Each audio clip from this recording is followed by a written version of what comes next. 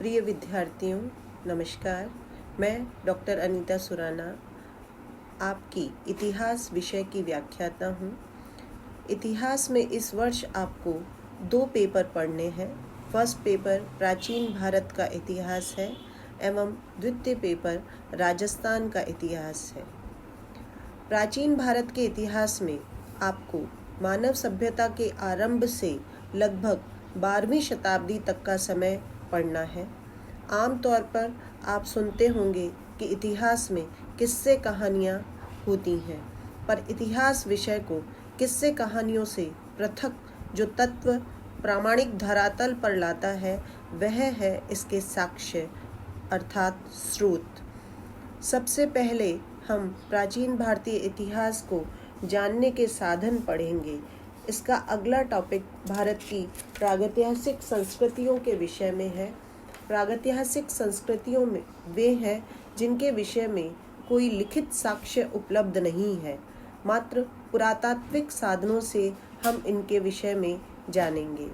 तत्पश्चात आद्य ऐतिहासिक काल में प्रवेश करेंगे, जिसमें मुख्य रूप से सिंधु सरस्वती सभ्यता के उदय, इसके विस्तार, उसकी मुख्य विशेषताओं और उसके पतन, परंतु साथ ही साथ उसकी उन विशेषताओं के बारे में भी पढ़ेंगे जो आने वाले समय में पतन के बाद भी बनी रहीं और किसी न किसी रूप में आज भी हमारे साथ है।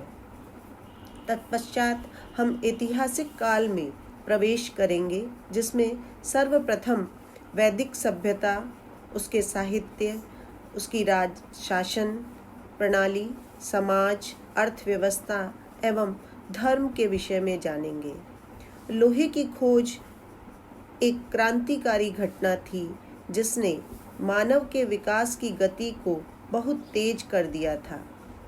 अतः इसके अगले पाठ्यक्रम के इस भाग में हम भारत की लोहयुगीन संस्कृतियों के बारे में संक्षेप में पढ़ेंगे।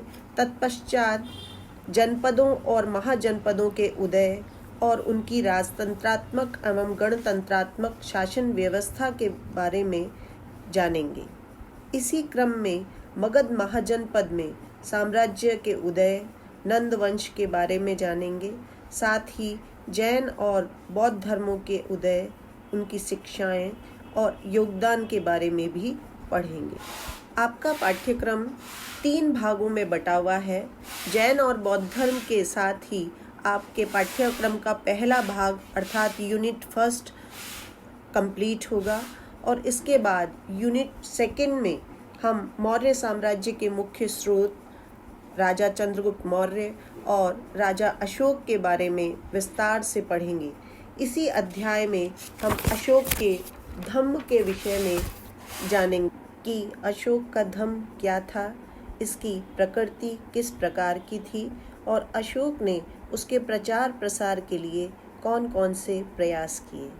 तत्पश्चात मौर्यकालीन राज्य एवं प्रशासन के बारे में, उसके समय के समाज के बारे में, अर्थव्यवस्था के बारे में और कला और स्थापत्य के बारे में पढ़ेंगे।